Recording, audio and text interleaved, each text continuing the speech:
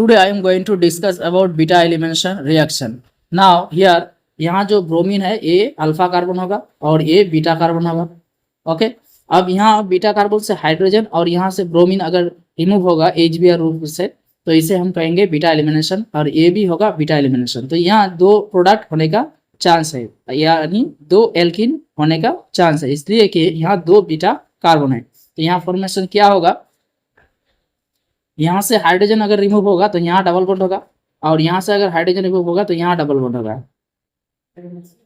यहाँ दो product formation हुआ, ये 81% होगा और ये 19% होगा, इसलिए कि यहाँ ज़्यादा एल्काइल ग्रुप है इसलिए ये मोर स्टेबल होगा और यहाँ वन एल्काइल ग्रुप है, ये सिर्फ एल्काइल ग्रुप है इसलिए ये लेस स्टेबल होगा, ये मेजर प्रोडक्ट होगा.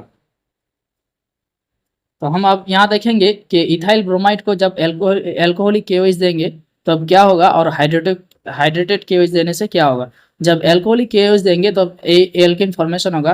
पहला यहाँ OH अटैच होगा, CH3 CH2 OH, देन ये वाटर रिमूव करेगा. वाटर रिमूव करने के लिए यहाँ से अगर ये कार्बन में OH है तो यहाँ से हाइड्रोजन रिमूव होगा, इसलिए CH2 double bond CH2 formation हो गया. अब यहाँ क्या होगा, हाइड्रेटेड KOH है इसलिए यहाँ सिर्फ यही तक कंप्लीट होगा रिएक्शन, ये नहीं होगा. तो यहाँ होगा सिर्फ इथानॉल CH3 CH2 OH.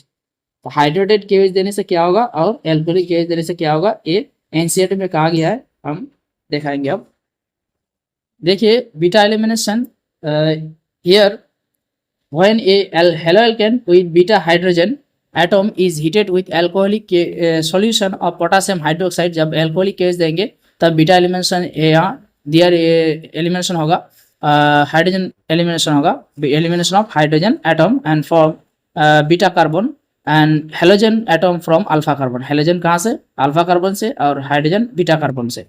तब यहाँ फॉर्मेशन होगा, यहाँ leaving group X is equal to leaving group and it is alkene. Okay,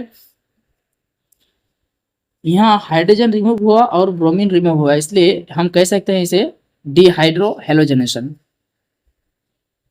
As a result, an alkene is formed as a product. Since beta hydrogen atom is involved in elimination, it is often called as beta elimination. Now, if there is possibility of formation of more than one alkene, क्योंकि इतना यहाँ ज़्यादा beta hydrogen present है, एक से ज़्यादा है इसलिए more than one beta hydrogen is present and usually one alkene is formed as the major product. जहाँ ज़्यादा एल्काइल ग्रुप होगा वो मेजर प्रोडक्ट होगा. That's why it is says that in dehydrohalogenation reaction the preferred product is that alkene which has the greater number of alkyl group attach to the doubly bonded carbon atom. यहाँ double bonded carbon atom के पास दो alkyl group है इसलिए ये ज़्यादा more stable होगा, major product होगा और ये लेस स्टेबल माइनर प्रोडक्ट होगा. Thus bromo two bromo pentane gives paint two ene as the major product. Now next दिन हम डिस्कस करेंगे reaction of with metals. Metal से रिएक्शन करने से क्या फॉर्मेशन होता है और फिर डिस्कस करेंगे RMGX Wurtz reaction and then we will discuss here haloarenes reaction, nucleophilic reaction with haloarenes. Okay, thanks for